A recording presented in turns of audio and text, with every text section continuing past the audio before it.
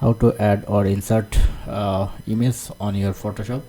For example, first of all, you already created a document. Now you want to add photo. You can do it two different way.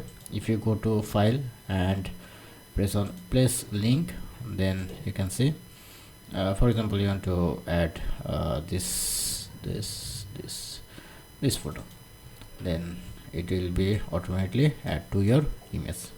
Or if you want to add image from different windows, for example, you want to add image from this windows. Now you have to select your image like that.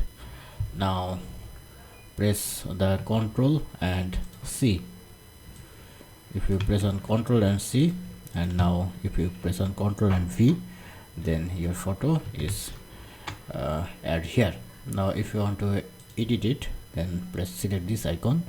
Now you can increase or decrease your size, and if you want to rotate, then interior you can also rotate as you wish.